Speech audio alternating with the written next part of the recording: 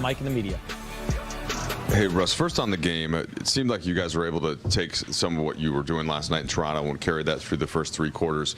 What did you see fall a little short there in the fourth quarter, or the end of the third and the fourth quarter? Just executing down the stretch, hurt us, I think, in this game. And if you can separate for a second just about LeBron's scoring record, you're approaching the top 30 in all-time points. LeBron, of course, passes Malone for number 2. What did you make of how we did it tonight and then just that accomplishment overall? Yeah, I mean, to be able to play the game at a high level for so many years and to be able to just embrace everything that has came his way along his journey, it's an amazing feature just to witness overall and to see him constantly keep climbing up the ladder. And that's, pretty crazy to see that he's able to kind of have that many points over so many years. So it's a great accomplishment. Russ, Frank was highlighting the many positives to take from this game with the way you guys played and defended, and especially in the first quarter, and with the overall goal of peaking at the right time or being at your best after game 82. Is that the prevailing takeaway from this game, or is there more of a frustration with the fact that it looked like you guys were having some momentum, obviously, last night, and kind of where you guys were through three quarters tonight? I mean, you can take it however you kind of want to as individually, but there are some things in the game you can take from it.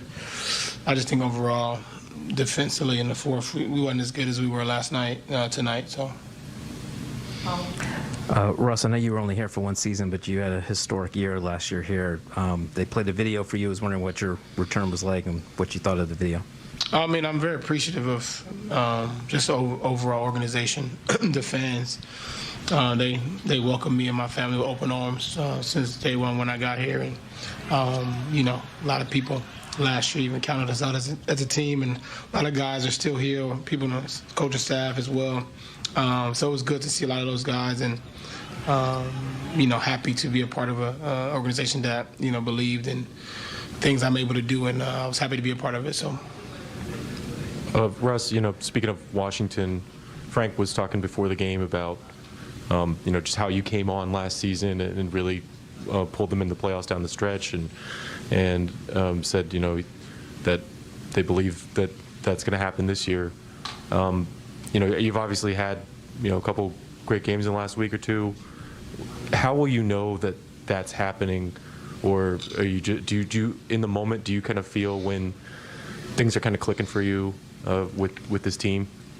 I just try to play and see what the best way to be able to benefit our group each night. It can be a combination of different things I'm able to do on the floor, so I try to be able to do that when I can.